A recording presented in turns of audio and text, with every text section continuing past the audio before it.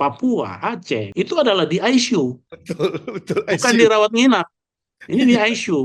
Antara saya pikir provinsi-provinsi lain bisa belajar dari Aceh dan Papua. Kita punya banyak keunggulan, kita punya banyak kemajuan. Permasalahannya kita Papua itu masa depannya Indonesia. Nah, apa kemudian komentar Pak Dr. Laos? saya sebagian besar birokrat di Indonesia itu tidak Eits, subscribe dulu.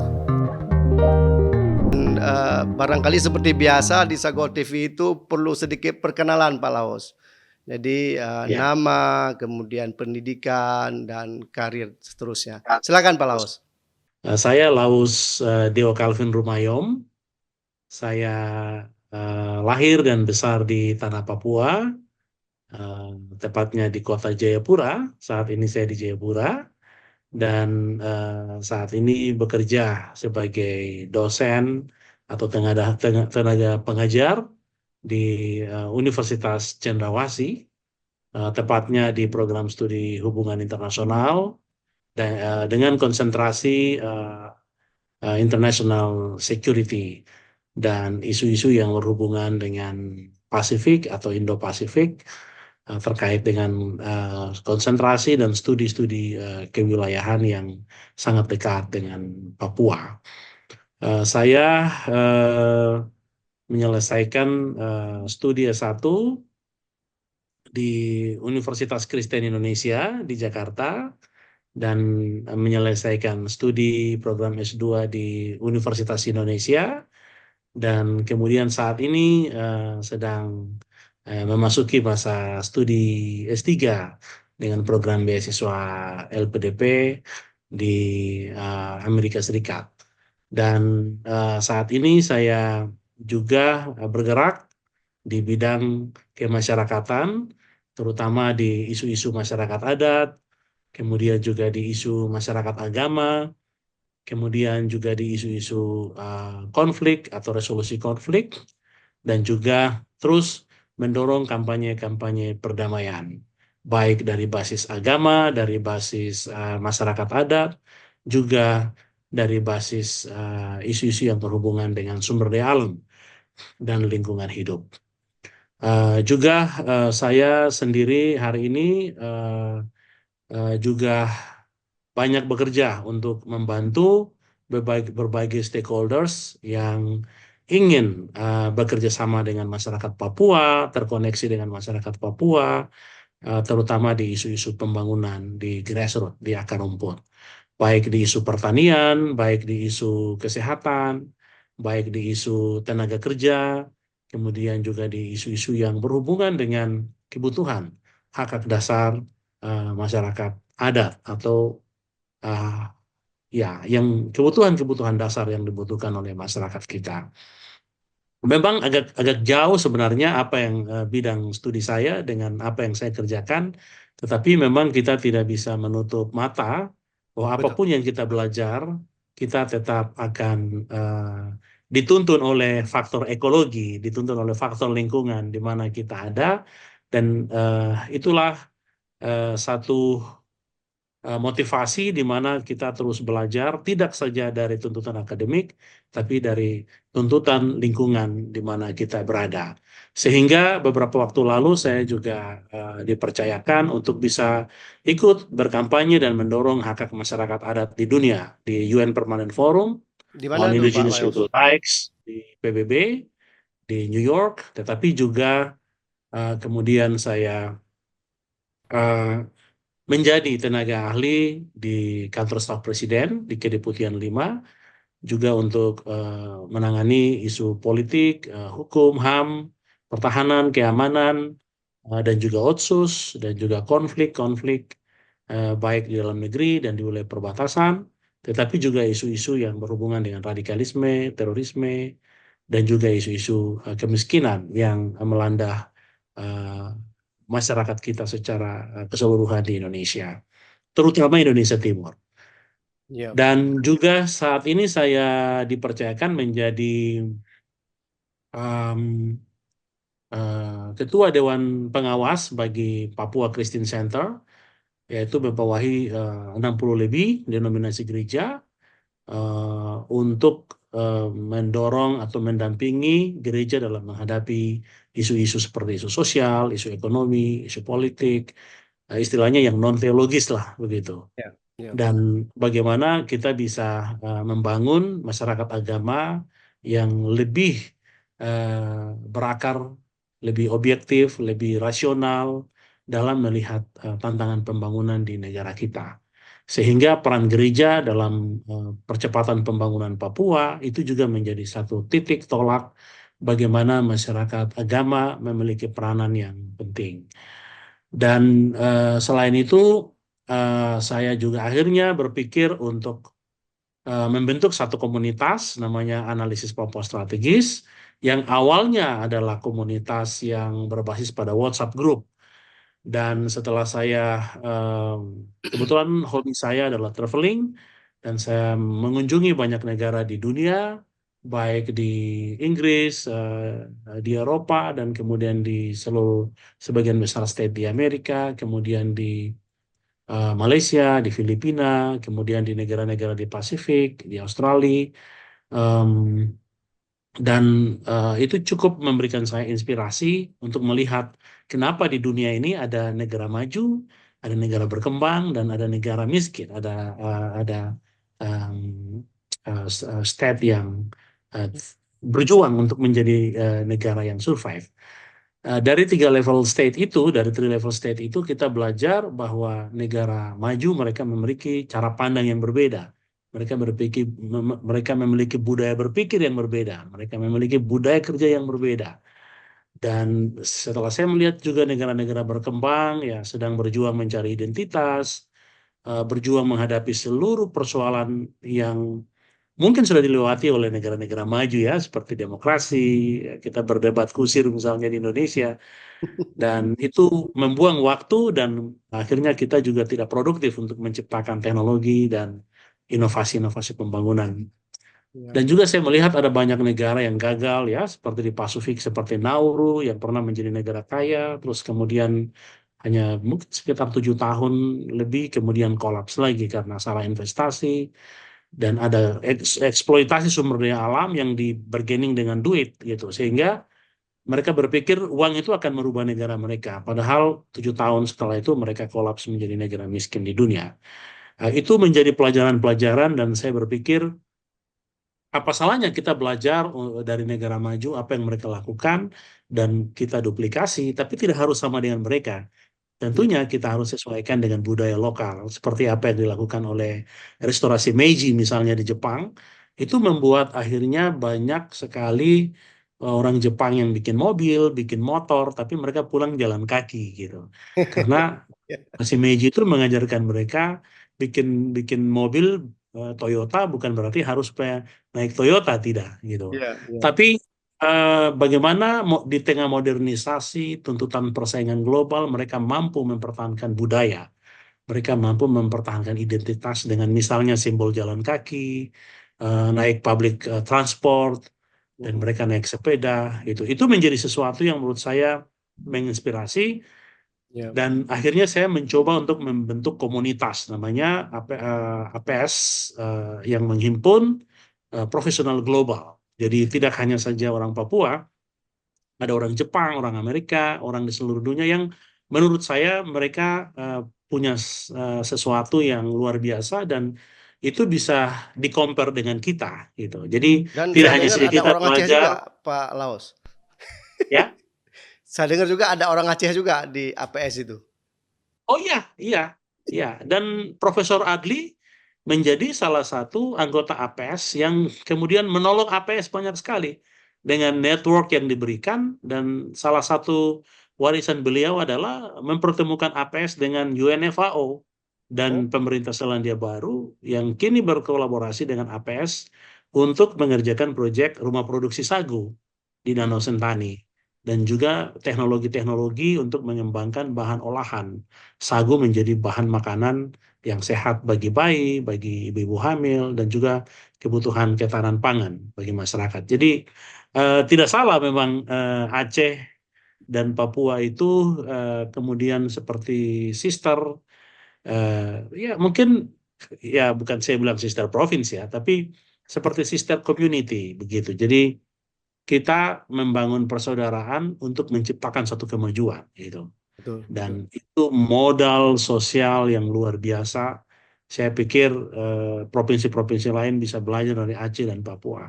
Kita punya banyak keunggulan, kita punya banyak kemajuan. Permasalahannya, kita tidak punya panggung. Ya, Kita belum mampu menjadi influencer yang cukup untuk mengatakan kepada dunia bahwa kami bangsa kaya. Gitu. Kami bangsa yang menentukan ekonomi Indonesia, menentukan ekonomi politik Indonesia dalam kancah ekonomi politik dunia. Persoalannya kita ada di mana gitu. ya, ya. Apakah Pak kita Laos, ya, dengan Dr. Adli kami pernah podcast di sini di Sego ya. TV dan beliau menggambarkan bahwa eh, Papua itu masa depannya Indonesia. Nah, apa kemudian komentar Pak Dr. Laos? Saya setuju sekali gitu. Apa yang disampaikan oleh Prof. Adli adalah fakta bahwa Papua adalah masa depan dunia. Saya kebetulan perspektif saya selalu melihat dari perspektif geopolitik, geostrategi, ya, geoekonomi. Saya melihat bahwa Papua adalah masa depan dunia. Mengapa saya katakan Papua adalah masa depan dunia? Karena sampai hari ini banyak orang di Indonesia, juga mungkin sebagian orang di dunia, mungkin mungkin tahu, tapi mereka juga sebagian tidak tahu, tapi mungkin juga sebagian lupa. Mm-mm. Yaitu kenapa terjadinya perang Pasifik di Papua? Ya, Kenapa terjadinya perang dunia kedua di Papua? Ya pasti orang bingung juga kan, kok perangnya terjadi di Eropa, tapi si Jenderal Nimitz dan MacArthur berlomba-lomba menguasai Pasifik. Ada apa? Gitu. Orang di Papua nggak ada masalah dengan orang Amerika, nggak ada masalah dengan orang Jepang. But why? They have to come to Papua untuk perang. Dan hukum perang berlaku itu. Siapa menang di situ, ya mm-mm. dia akan menguasai daerah itu. Kenapa mereka harus menguasai Papua pada waktu itu? Ya, kalau kita mundur lagi ke belakang, ya ada dokumen yang namanya dokumen Wiesel dan Dozi. Ya, Dokumen yang menulis tentang penemuan Grasberg, gunung tambang besar di dunia yang hari ini menjadi PT Freeport Indonesia. Gitu. ya. Oke, itu flashback. Kenapa Papua itu Pak penting Laos. dan Papua menjadi masa depan dunia. Baik, Pak Laos, kalau Pak Laos bisa menggambarkan situasi masyarakat, terutama masyarakat sipil di Papua hari ini, baik dari Hmm. sisi politik, ekonomi, dan juga kebudayaan, apa yang kira-kira bisa Pak Laos berbagi di Sago TV ini? Ya. Ya, pertama saya ingin katakan bahwa kalau kita baca data IPM, Indeks Pembangunan Manusia, bahkan juga UN Development Index, ya, itu menunjukkan bahwa Papua itu wilayah yang termiskin di Indonesia. Ya, Bahkan pernah satu kabupaten di Papua itu sebagai dalam UN Development Index 3-4 tahun lalu itu menjadi daerah termiskin di dunia. Namanya Kabupaten Duga yang dikenal dengan wilayah konflik dan wilayah penyanderaan dan baru-baru ini saja masih terjadi konflik di sana. Em, Terlepas dari data yang menunjukkan bahwa kita menjadi wilayah miskin di Indonesia, tentu kita bisa melihat kembali bahwa Papua ini satu wilayah yang khusus, seperti Aceh, sama persis. Satu wilayah yang ditinggalkan sekian lama karena perang dunia yang begitu hebat, tetapi juga ada konstelasi politik global yang ya, membuat Papua ini terisolasi. Tidak hanya saja secara geografi, tapi secara politik dan juga secara budaya, ya, karena kita baru saja ya 100 tahun depan kita 100 tahun peradaban pendidikan, ya, peradaban baca tulis dalam peradaban sesuai dengan apa yang telah kita lihat dalam perjalanan evolusi bahkan revolusi pendidikan di tanah Papua. Dan itu menunjukkan bahwa kita Papua ini yang disebut Indonesia Timur ini adalah satu wilayah yang baru sebenarnya. Dalam konteks ini kita melihat bahwa Papua adalah satu wilayah yang luas ya. Hampir 5 kali luas Pulau Jawa ya, mendapatkan satu tanah Papua. Penduduknya sekitar 4.700.000-an secara keseluruhan hari ini, tapi orang asli Papua hari ini berkisar 2.700.000-an dan terdiri dari 7 wilayah budaya, ada 301 suku, hari ini menjadi 6 provinsi gitu. Ini adalah satu komunitas yang menurut saya unik di dunia, tidak hanya saja di Indonesia.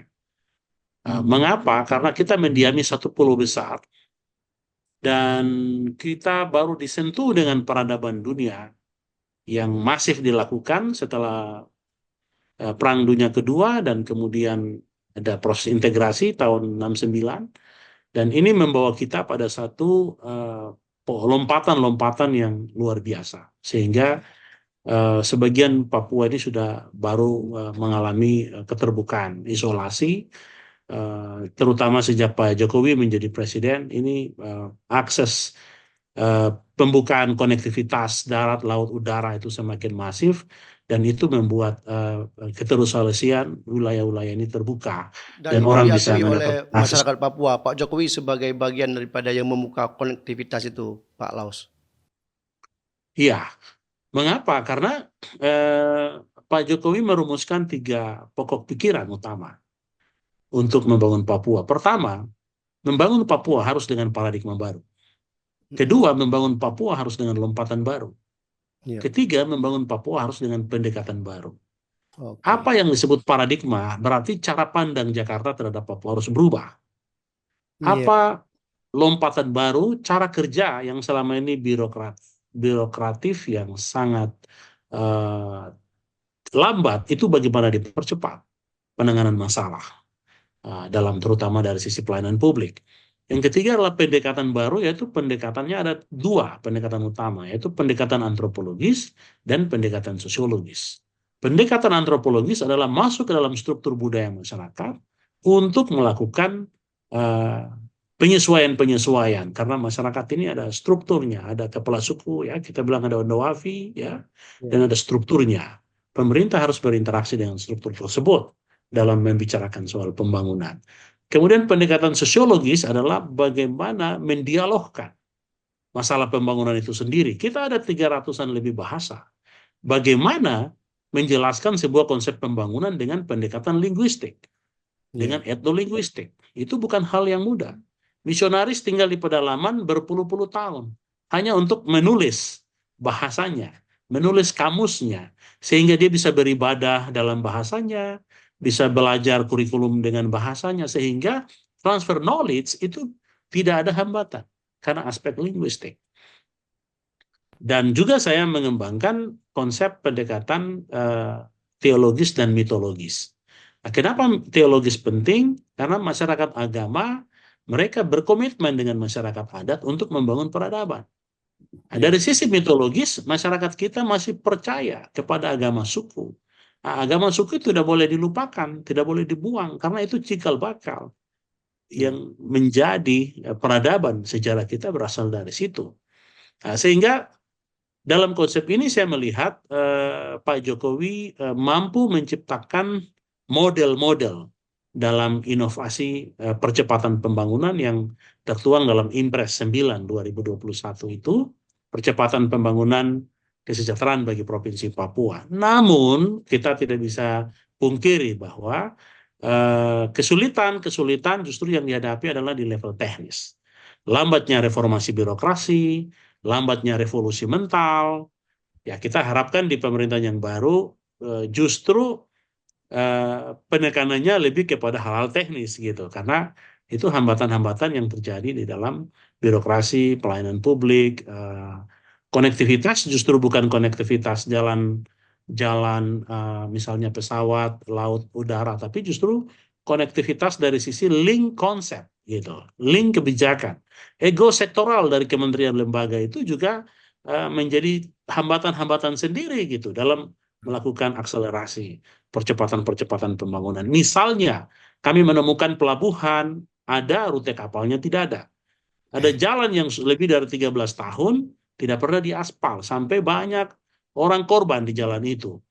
Nah, jadi kita lihat datanya, programnya ada dalam program nasional, tapi di level implementasi, ketika ada kasus hukum atau apalah pejabat terkait, itu nggak ada pendampingan terhadap proses-proses eh, penyelesaian perkara itu, sehingga masyarakat tidak dikorbankan dari sisi asas pemanfaatan fasilitas yang dibangun oleh negara. Gitu. Jadi intinya kebijakannya luar biasa, filosofi pembangunannya juga dapat, pendekatan yang dikembangkan dapat, tapi lagi-lagi di level implementasi masih Masih. menjadi satu tantangan tersendiri. Pak Laos, kalau misalnya kita lihat otonomi khusus, apakah otonomi khusus yang kemudian juga di sebuah kebijakan dari Jakarta untuk Papua, apakah itu juga menjadi bagian dari pendekatan antropologi dan sosiologis tadi? Ya, betul. Sebenarnya otonomi khusus adalah resolusi konflik pembangunan. Oke. Itu resolusi. Aceh, Papua, ya, itu adalah resolusi konflik pembangunan, di mana otonomi khusus adalah solusi untuk menyelesaikan masalah pembangunan dalam tanda kutip. Ada persoalan politik, ada persoalan human rights, ada persoalan eksploitasi, ada persoalan identitas, dan lain-lain. Gitu. Namun di dalam implementasi kebijakan, minta maaf, saya bisa mengatakan bahwa hampir sebagian besar birokrat di Indonesia itu tidak memahami Undang-Undang Otsus secara baik. Terutama dalam konteks filosofi kenapa undang-undang itu ada. Gitu. Ya. Jadi kalau kita bekerja mengurus masyarakat di wilayah khusus, itu kan berbeda dengan mengurus masyarakat di wilayah umum. Ibaratnya kalau dalam manajemen rumah sakit, Papua, Aceh misalnya, itu adalah di ICU kelasnya. Ya. Betul, betul. Bukan ICU. dirawat nginap, ini di ICU. Antara hidup dan mati nih. Gitu. Betul, Sehingga penanganannya itu 2 kali 24 jam. Nggak bisa betul. pergi sebentar, tinggalin, nggak bisa, harus dipantau terus. Gitu. Nah, Artinya ini dana kan OSO, saya bisa. artinya penanganan dana OSO juga harus pendekatan yang istimewa sebenarnya. Jangan sama kebijakannya. Betul, saya kan pernah mengatakan bahwa ini siapa mengurus siapa, gitu. Artinya kita nggak bisa salahin pasien, gitu. Yang kita salahin bagaimana manajemen rumah sakitnya, gimana dokternya, supaya pasiennya bisa sembuh, gitu. Toh ini pasiennya pasien ICU nih, bukan rawat inap, gitu. Bisa ditinggal-tinggalin, gitu. Artinya perlakuannya harus seperti bayi, perlakuannya seperti anak kecil. Nggak ada alasan apapun untuk kita menghindar. Kenapa? Karena ini situasi. Kita ada di situasi emergensi. Kita sedang mengurus masyarakat yang mengalami trauma. Ini nggak bisa kita menggunakan standar masyarakat yang sudah terbebas dari persoalan-persoalan hidup yang berbeda gitu. Nah, sehingga Otsus ini menurut saya harus basisnya adalah human oriented, harus basisnya adalah manusia. Oke, sekarang kita bisa mengukur ada jalan, jembatan, ada fasilitas. Tapi ingat, sewaktu-waktu justru bisa menjadi creeping genocide. Ya, Ya. Kenapa? Karena masyarakat yang tidak siap dalam satu pembangunan yang secara masif dilakukan, dia bisa menjadi korban dari pembangunan itu sendiri. Kenapa? Low skills itu. ya. Hard skills, soft skills-nya tidak terbangun. Salah Banyak kota-kota di Jayapura, di Timika, ya, di Nabire, di beberapa tempat itu masyarakat Papua asli, indigenous, di daerah itu tidak mampu bersaing dan harus ke pinggiran kota dan harus hilang. Jadi tidak hanya saja di Betawi, di Jakarta, ya kita di Papua juga mengalami itu. Dan itu yang saya sebut dengan creeping genocide. Artinya ya. oke, kita membangun Papua dalam konteks Otsus berarti kita harus memahami Otsusnya sudah tercapai atau belum. Ya. Karena Otsus ini kan kita berbicara bagaimana rekonsiliasi itu. Ya. kita berbicara bagaimana ini ada mas kawin ini yang dibayar. Nah, mas kawin ini belum lunas. Atau mungkin mas kawinnya ini hanya segelintir orang yang dapat, om-omnya nggak dapat gitu. Ribut lagi gitu. Ya itu analogi aja. Saya pakai kalau ada hari ini ada orang ribut di Papua ya itu ibaratnya mas kawinnya nggak dibagi merata gitu. Dibagi ke salah tetangga malah. Tapi Otsus sebagai bagian daripada resolusi konflik itu sebenarnya on the track, Pak Laos. Ya, lagi-lagi kita masalahnya di Indonesia adalah masalah implementasi. Masalah implementasi. Kalau kita bicara, saya kasih contoh, kan masyarakat nggak pegang dana otsus. Yang Ya. pegang kan pemerintah. Pemerintahnya ini ngelolanya gimana, transparansinya gimana. Ya, kalau kita bilang pemerintah pejabat di Papua yang salah, ya pejabat Papua di atasnya masih ada pejabat lagi kan. Gitu. Jadi ini simbiosis gitu menurut saya. Yang harus kita kita sama-sama dudukan pada persoalan pembangunan itu sendiri. Saya kasih contoh, sekarang orang Papua itu simpel aja berpikirnya. Kalau ada dana otsus, kenapa nggak aja langsung masuk ke rekeningnya? Gitu. Kalau memang ada dana otsus, kenapa dia harus bayar sekolah? Gitu. Kalau Ya. ada dana otsus, kenapa beasiswanya nggak dibayarin? Gitu. Kan dia yang pikir macam-macam gitu. Tapi kan ini tidak terwujud. Lagi-lagi kembali kepada siapa pengelolanya. Gitu. Ya. Maka itu saya berapa 4 tahun lalu sebelum COVID ya, saya mengatakan bahwa perlu dilakukan evaluasi terhadap penyelenggara negara di Papua. Perlu dilakukan evaluasi terhadap pihak-pihak yang membangun orang Papua. Termasuk orang Papua itu sendiri pun perlu dievaluasi kalau dia ada dalam posisi yang membangun. Ya. Artinya masa pasiennya semakin kritis di rumah sakit, terus kita salahkan pasien. Kan nggak mungkin. Begitu. Padahal Ada kepala penanganannya ruangannya, ada dokternya. Ya, kita pakai konsep diagnosis saja, mempermudah kita memahami fenomena otsus di tahun ke-23 ya. Sekarang kita menuju 16 tahun sisa. Ya. Oke, Pak Laos. Berikutnya, Pak Laos dan kawan-kawan kan kemudian mendirikan analisis Papua strategis, ya. Apa kemudian pikiran, kemudian niat mendirikan analisis Papua strategis ini? Atau ini memang bagian pada kelompok yang eksklusif atau inklusif? Bisa dijelaskan, Pak Dr. Laos? Ya, jadi komunitas ini adalah komunitas profesional global. Kita tidak membatasi siapapun untuk masuk sepanjang yang bersangkutan memiliki keinginan untuk berkontribusi membangun Papua dari berbagai bidang, yang terutama bidang yang kita anggap prioritas di Papua, yaitu pertama pendidikan, kedua kesehatan, ketiga adalah pemberdayaan ekonomi, yang keempat adalah infrastruktur. 4 prioritas ini adalah 4 bidang, 4 sektor yang sudah dituangkan di dalam Undang-Undang Otsus. Jadi itu bukan hal yang baru, itu sebenarnya target negara harus terkejar. Komunitas ini kita berpikir bahwa dengan platform teknologi ya seperti media sosial ya, WhatsApp group yang di mana-mana fenomena ini sudah menjadi budaya kita di era digitalisasi ini, saya melihat bahwa sebenarnya yang dibutuhkan oleh masyarakat Papua itu hanya 2 gitu. Pertama adalah ide gitu. Yep. Ide untuk membangun. Kedua adalah bagaimana ide itu bisa diwujud nyatakan. Berarti harus ada movement, harus ada tindakan.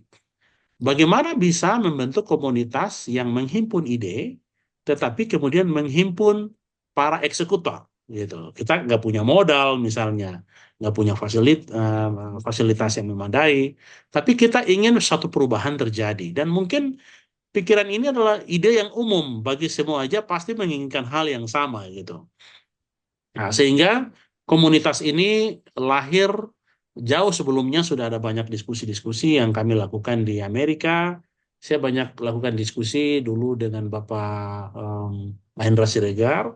Waktu itu Wamenlu, sebelumnya Wakil Menteri Keuangan juga, kemudian menjadi Duta Besar Indonesia untuk Amerika di DC, dan saat ini menjadi Kepala OJK, Otoritas Jasa Keuangan. kebetulan beliau hari ini sebagai Ketua Dewan Penasihat APS yang pertama kali membuka konferensi pertama APS di Biak 2 tahun lalu. Em, Komunitas ini adalah komunitas yang menghimpun para profesional gitu. Jadi saya kasih contoh misalnya di Papua kita ada butuh teknologi apa gitu.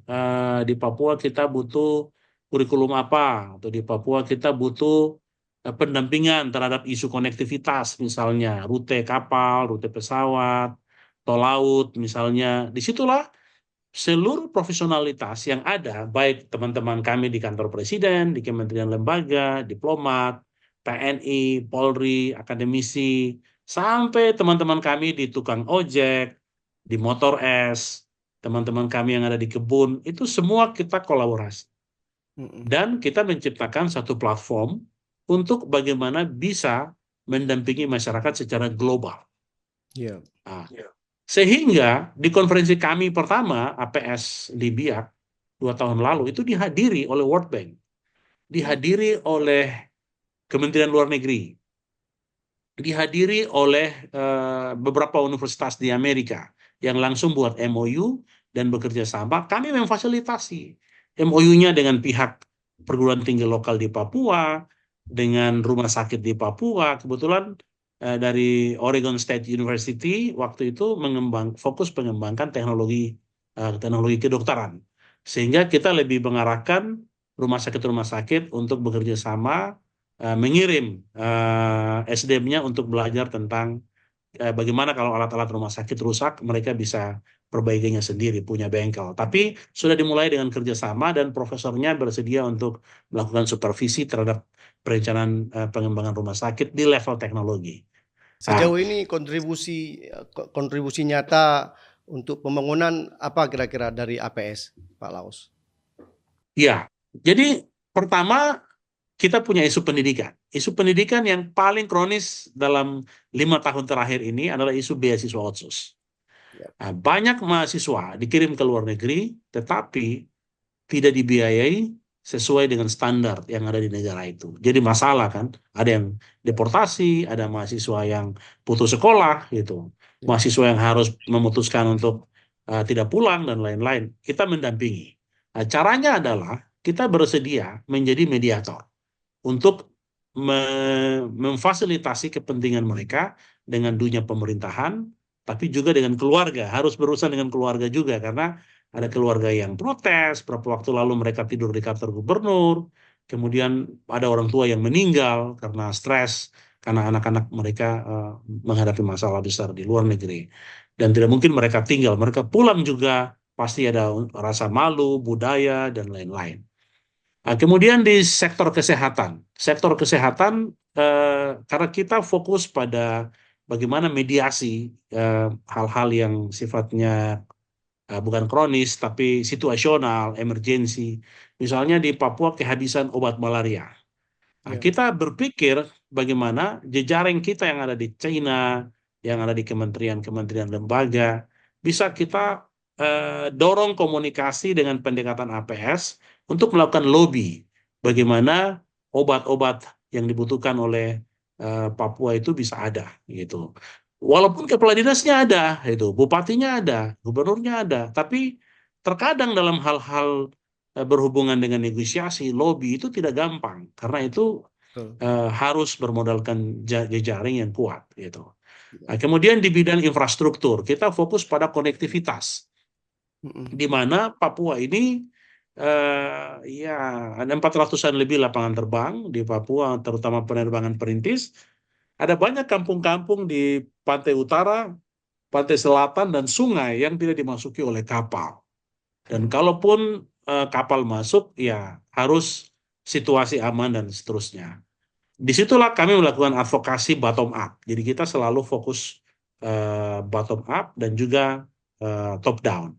Tetapi kami lebih fokus kepada menghadiri misalnya musyawarah adat, konferensi masyarakat untuk melihat sebenarnya perspektif mereka terhadap pembangunan itu seperti apa.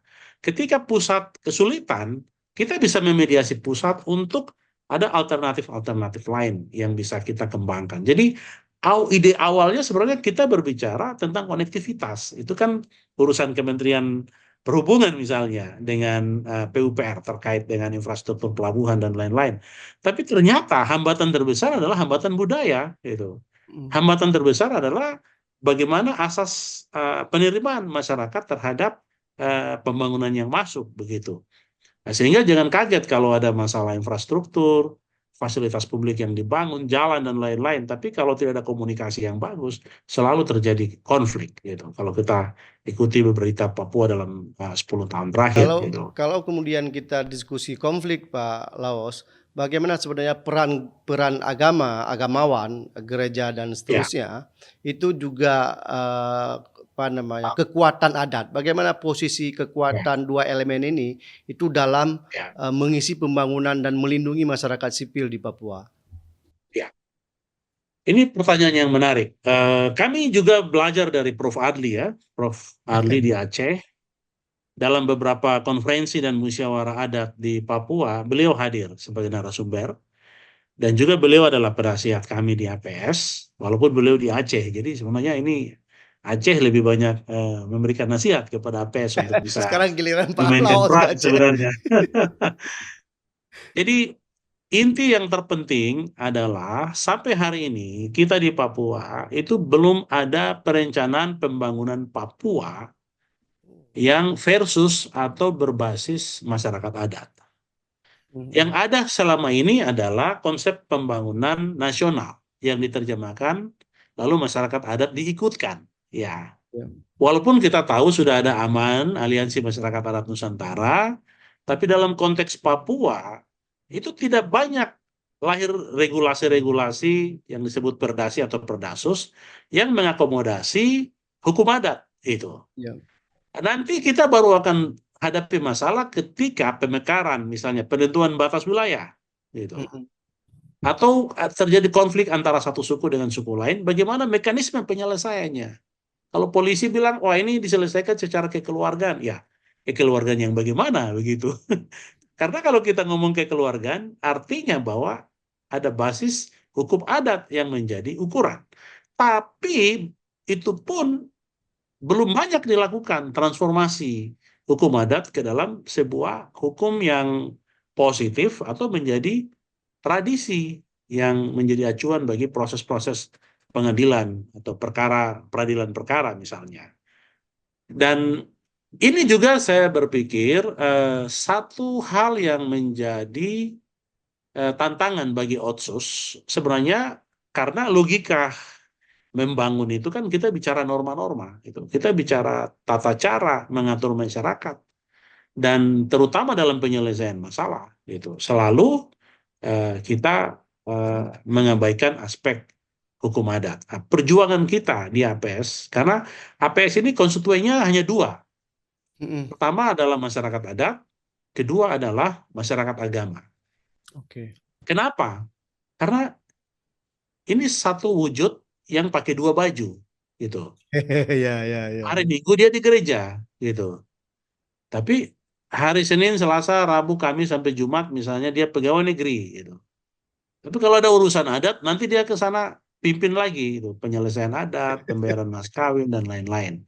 Nah, saya selalu bilang sama teman-teman di Bappenas, di Kementerian Lembaga ya, untuk membangun Papua itu tidak mudah.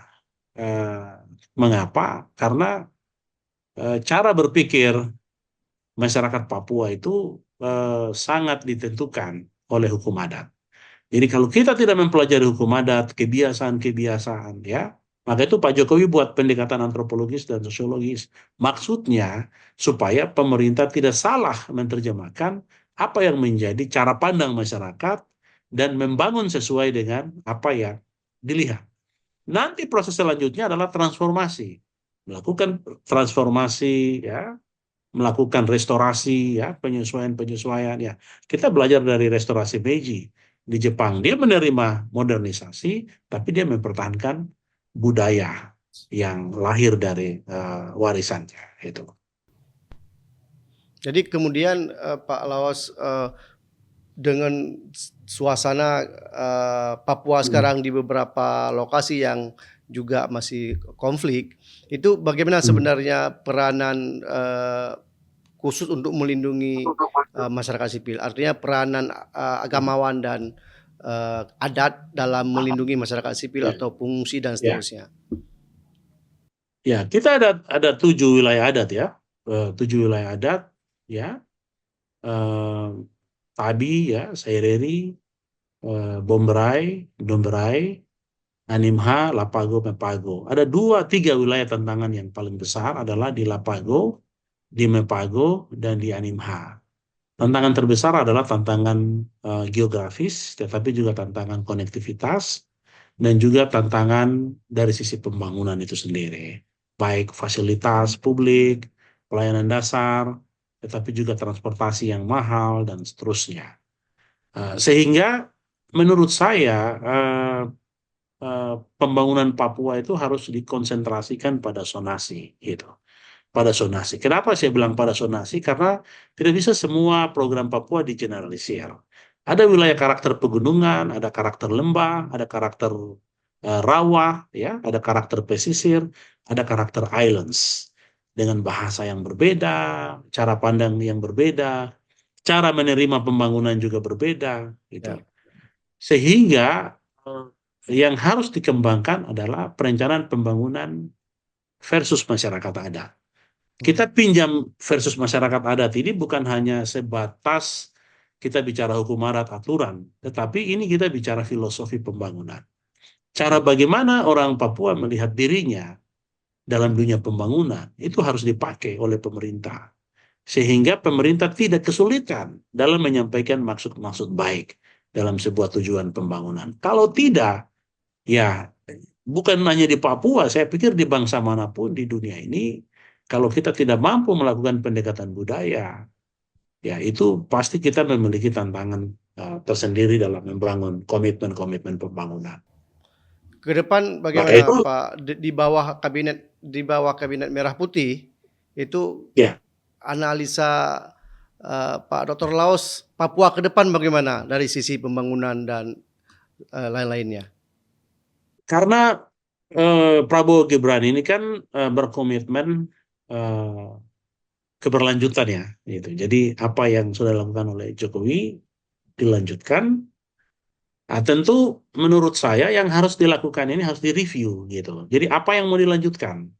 Karena yang dilanjutkan ini juga harus dilihat bahwa mana yang perlu dipertahankan di Papua, mana yang tidak perlu dipertahankan tapi harus diperbaiki. Tentu ini adalah tugas bagi Bapak Prabowo sebagai presiden hari ini.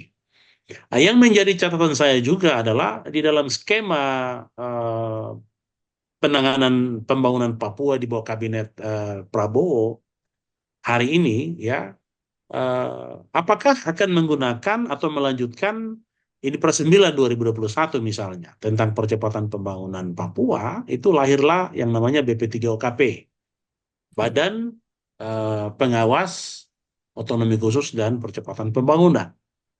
Apakah produk ini akan dipakai terus untuk mengawal pembangunan, mengawasi otsus dan seterusnya, ataukah ada skema baru yang disiapkan oleh Prabowo Gibran? Oleh sebab itu harus ada review mana yang mau dilanjutkan, mana yang nanti akan diperbaiki. Nah, dengan demikian masyarakat bisa paham bahwa oh ini hal-hal yang baru, oh ini hal-hal yang sudah ada tinggal kita lanjutkan, gitu. Nah, terutama dalam hal-hal yang sifatnya menurut saya seperti contoh dana otsus gitu kan. Masyarakat Papua hanya dengar aja jumlahnya fantastis gitu. Ada sejumlah pejabat Papua yang ditangkap karena dana otsus ya fantastis juga gitu. Menteri juga mengumumkan ini ada pelanggaran, ada report dan lain-lainnya. Fantastis juga gitu. Tapi kalau kita jujur bertanya sama orang Papua, sama masyarakat, you hari ini makan berapa kali gitu. You punya sekolah dibayar tidak gitu. You ke rumah sakit masih beli obat atau tidak. You hari ini mau terbang pesawat ada subsidi tidak. Ini kan tidak ada subsidi pesawat, harganya mahal sekali sampai pilot susinya disandra misalnya gitu. Jadi semua ini ada keterkaitan dengan asas penerimaan dari yang kita sebut otsus, ada kebijakan, ada skema-skema negara untuk mempercepat. Tapi lagi-lagi kita garis bawahi bahwa persoalan terbesar di negara ini adalah persoalan implementasi. Ide gagasan luar biasa, konsep luar biasa, alokasi dana luar biasa, tetapi hari ini kita tanya kepada masyarakat, justru nanti kita dimarah gitu. Kamu mau nanya-nanya untuk apa gitu. Kita kok kondisinya makan aja susah, urus keluarga aja susah. Jadi saya pikir kita harus jujur berbicara tentang keadaan kita hari ini. Dan kita bersyukur dengan Presiden Prabowo, Gibran, banyak mendengar, banyak belajar dari apa yang ditinggalkan oleh Jokowi. Tinggal bagaimana kita melakukan bukan saja akselerasi, tapi kolaborasi. Ya. Maka itu saya tawarkan, ya APS kami sangat terbuka. Apa yang bisa kami bantu dari Bapak Prabowo, Bapak Gibran, kami siap gitu. Dan kami bekerja bukan karena mau minta proyek, mau minta sesuatu, no. Kita sudah punya konsep untuk membangun negeri ini, untuk membantu negara.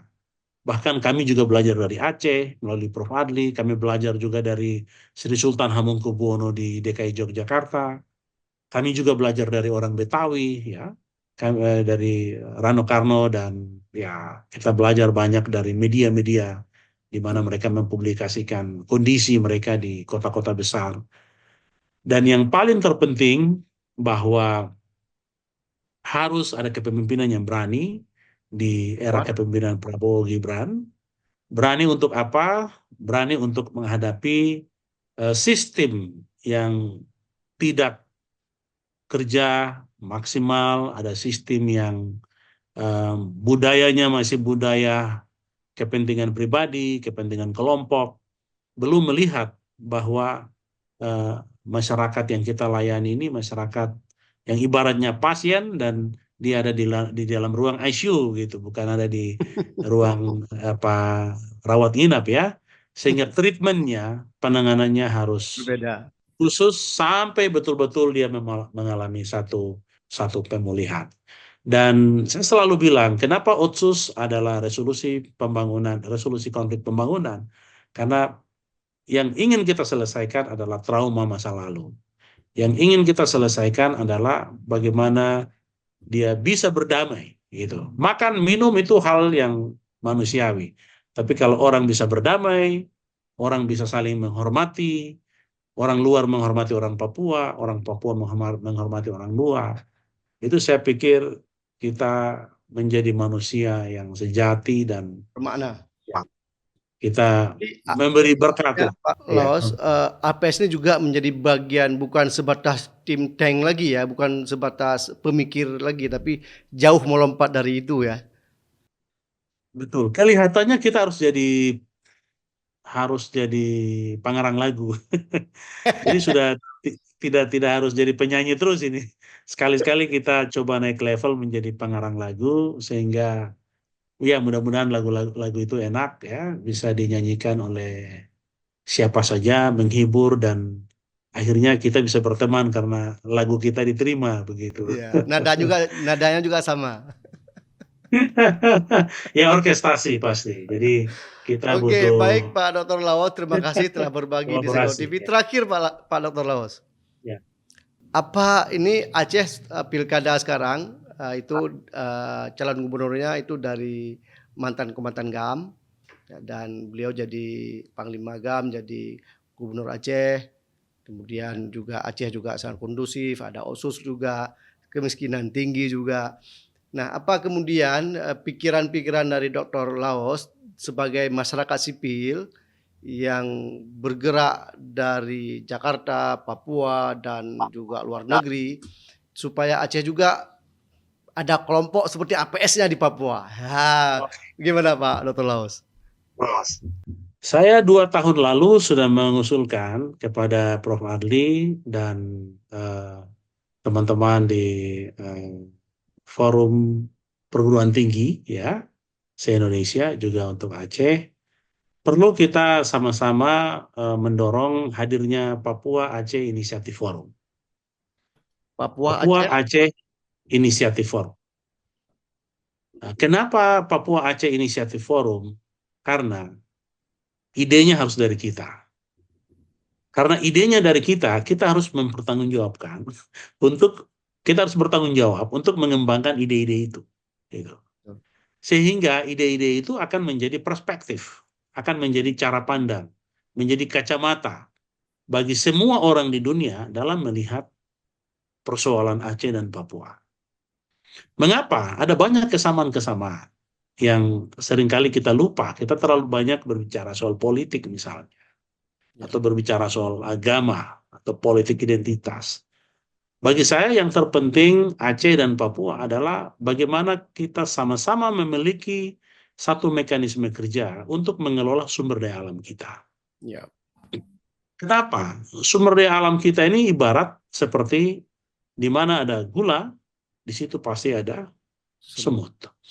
Itu memang sudah hukum alam, sudah resiko. Di mana daerah-daerah kaya di dunia ini, daerah yang ada minyak, ada tambang, pasti akan menjadi sumber masalah. Dan masyarakatnya akan tersingkirkan dan terabaikan. Itu dimanapun itu, kita bisa lihat di Irak, di Timur Tengah, ya, di mana-mana. Oleh sebab itu, Papua Aceh Inisiatif Forum ini dia bisa menjadi satu budaya berpikir baru. Jadi kita harus bangun poros tengah untuk membangun satu budaya berpikir baru dan budaya kerja baru. Bahwa tidak ada perbedaan antara Aceh dan Papua. Tetapi juga Aceh dan Papua ini, dari Papua Aceh Inisiatif Forum ini, kita bisa melahirkan sebuah laboratorium kebangsaan. Kita bisa bangun laboratorium kebangsaan. Kenapa laboratorium kebangsaan ini penting? Karena kita butuh nation building program. Nation building itu nggak bisa kita ngomong di seminar. Nggak bisa kita ngomong di Lemhanas. Nggak bisa kita berimajinasi. No, nggak bisa. Nation building itu harus kita ciptakan dari pengalaman kita. Hidup sebagai bangsa. Begitu. Sehingga pengalaman itu kita bisa berbagi. Saya kasih contoh. Coba kita Papua Aceh Inisiatif Forum menghimpun semua wilayah-wilayah konflik di Indonesia. Maluku, Poso, di mana lagi kita kumpul semua, bikin satu konferensi. Lalu kita sharing tentang pengalaman kita. Ternyata kita ini semua berdarah-darah, gitu. Dan saya ingin bilang, itu bukan karena faktor konflik semata yang lahir karena agama, karena politik. No, semua itu karena 80% sampai 95% adalah karena geopolitik sumber daya alam. Di mana ada gula, di situ ada semut. Konsep ini berlaku secara universal di dunia sejak masa koloni sampai hari ini. Jadi ini juga bisa menjadi satu konsep yang kita katakan bahwa ini new colonialism baru, di mana kita sebenarnya sedang menghidupi ide-ide, gagasan-gagasan yang mengarahkan kita menjadi wilayah yang konflik, menjadi wilayah yang hancur.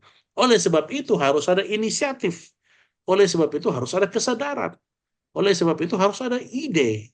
Inilah yang kita perkuat untuk menjadi basis pembelajaran di perguruan tinggi, basis pembelajaran di dalam agama, basis pembelajaran di dalam masyarakat, sehingga muncullah generasi Aceh, generasi Papua di atas kita, yang tidak lagi mengurus konflik, tapi mereka sudah harus fokus pada teknologi, mereka sudah harus fokus pada persaingan global, di mana hari ini kita dibiarkan konflik, yang lain sudah ke bulan, yang lain sudah bikin X-Space. Kita masih seminar ini, masih diskusi gimana nih selesaiin masalah A, B, C, dan seterusnya.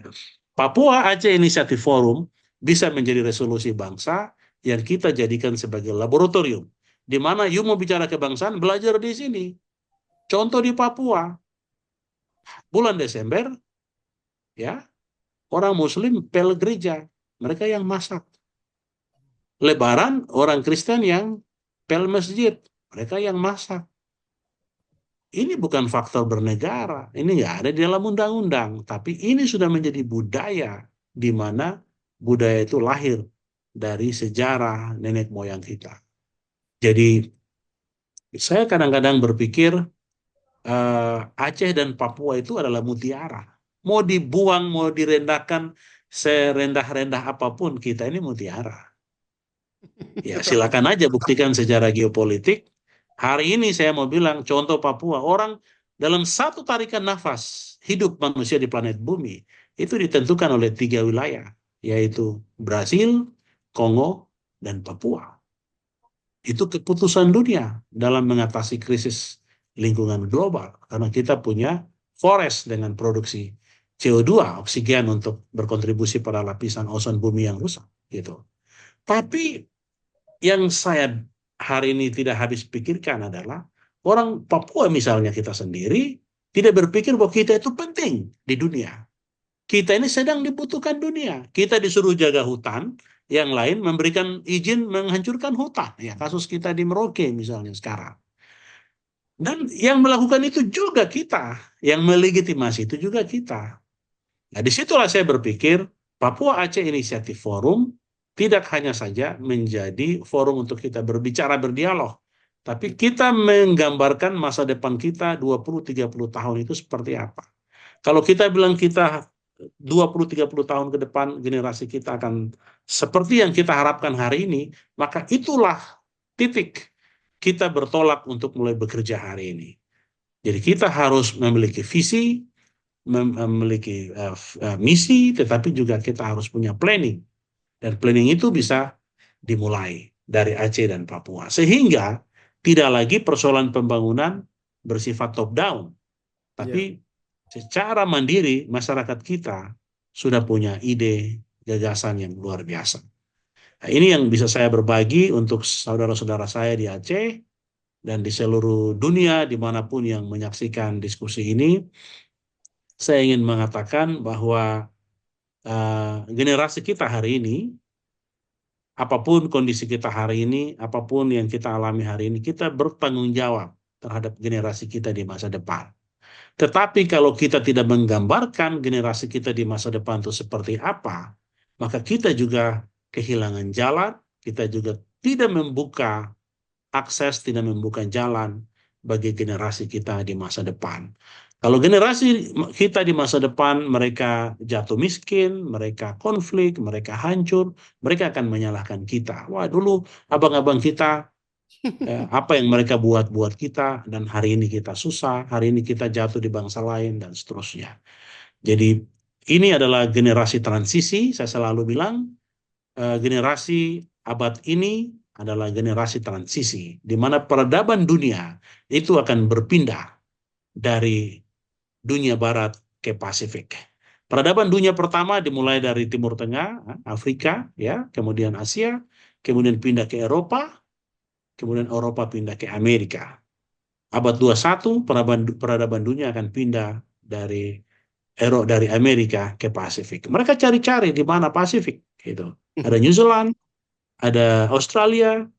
Ternyata mereka menemukan sebuah pulau yang namanya New Guinea, yang hari ini kita kenal dengan Papua, yang masuk menjadi bagian dari Indonesia, dan Papua New Guinea yang sudah independen di bawah Commonwealth dan di bawah Australia. Dan disinilah dasar kenapa kita mengatakan Aceh dan Papua penting. Karena Aceh menjaga Indonesia di bagian barat, dan Papua menjaga Indonesia bagian timur dari AUKUS. Hari ini trilateral AUKUS, Australia, Inggris, Amerika Serikat menyatukan kekuatan militer, membangun aliansi militer terbesar di dunia, dan bisa saja itu menjadi potensi di atas tahun 2030 mereka akan push Cina keluar dari Indo-Pasifik, dari kawasan Pasifik, sebagai bentuk dominasi atau eskalasi lanjutan setelah Perang Dunia Kedua, Perang Dingin, dan sekarang Laut Cina Selatan, dan setelah itu mereka bergeser ke Indo-Pasifik. Itu sudah ada dalam arsitektur pertahanan global. Nah, dalam konteks itu, kita sebagai wilayah-wilayah yang ada, misalnya Aceh berhadapan dengan Andaman, berhadapan dengan India, ya, kemudian Papua berhadapan dengan Indo-Pasifik, maka itu saya mau bilang Aceh dan Papua adalah exclusive zone area. Nah, dalam konteks exclusive zone area itu harus mendapat perlakuan khusus dalam kebijakan negara. Karena ketika terjadi perang, ketika terjadi konflik, kitalah yang nanti akan menjadi teras depannya Indonesia menghadapi musuh dari luar. Sehingga saya selalu bilang, ya udahlah, nggak usah perdebatan TNI, Polri, kita berdebat dengan konflik politik dan segala macam. Bagi saya, bangun Aceh dengan baik, bangun Papua dengan baik, maka bangsa ini diselamatkan. Hari ini, kepala suku tidak lagi menerima investasi, menerima tawaran dari investor, tidak lagi ada izin-izin. Gitu. Investor datang dari Cina langsung ketemu kepala suku, tanda tangan, tanahnya dikasih. Gitu. Jadi kalau masyarakat adatnya, kepala sukunya tidak kita perkuat, bagaimana kepala suku ini mau menjadi pilar-pilar penting di negara untuk menjaga hal-hal yang menjadi apa yang ada diatur dalam konstitusi negara. Baik, terima kasih Pak Dr. Laos, luar biasa. Ini seperti kita mengikuti 2 SKS di ruang kelas Pak Dr. Laos. Terima kasih Pak Dr. Laos, selamat malam. Jika video ini bermanfaat untuk Anda, silakan subscribe, like, dan nyalakan loncengnya.